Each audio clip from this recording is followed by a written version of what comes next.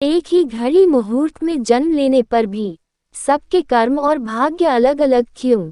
एक प्रेरक कथा। एक बार एक राजा ने विद्वान ज्योतिषियों की सभा बुलाकर प्रश्न किया, मेरी जन्म पत्रिका के अनुसार मेरा राजा बनने का योग था, मैं राजा बना, किंतु उसी घड़ी मुहूर्त में अनेक जातकों ने जन्म लिया होगा जो राजा नहीं बन सके, क्यों?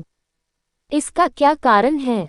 राजा के इस प्रश्न से सब निक्युर उत्तर हो गए। अचानक एक वृद्ध खड़े हुए बोले, महाराज, आपको यहाँ से कुछ दूर घने जंगल में एक महात्मा मिलेंगे, उनसे आपको उत्तर मिल सकता है। राजा ने घोर जंगल में जाकर देखा कि एक महात्मा आग के ढेर के पास बैठकर अंगार गर्मा गर्म कोयला खाने में व्यस्त है। राजा ने महात्मा से जैसे ही प्रश्न पूछा, महात्मा ने क्रोधित होकर कहा, तेरे प्रश्न का उत्तर आगे पहाड़ियों के बीच एक और महात्मा है, वे दे सकते हैं। राजा की जिज्ञासा और बढ़ गई।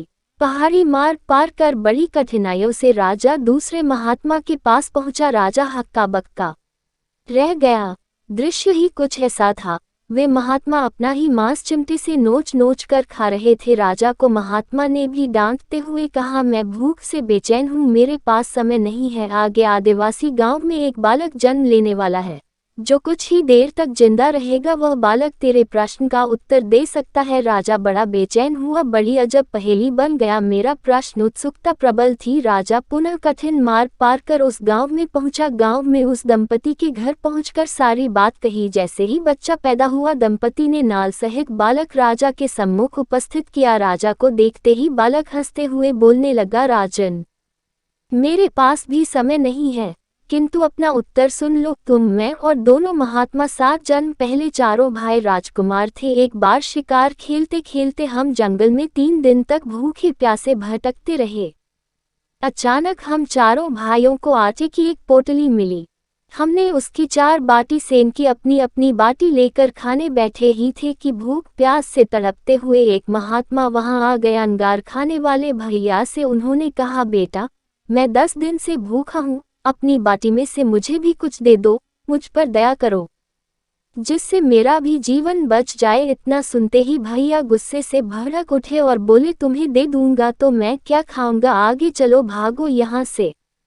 वे महात्मा फिर मांस खाने वाले भैया के निकट आए, उनसे भी अपनी बात कही, किंतु उन भैया ने भी महात्मा से गुस्से में आकर कहा कि बड़ी मुश्किल से प्राप्त ये बाटी तुम्हें दे दूंगा तो क्या मैं अपना मांस नोचकर खाऊंगा।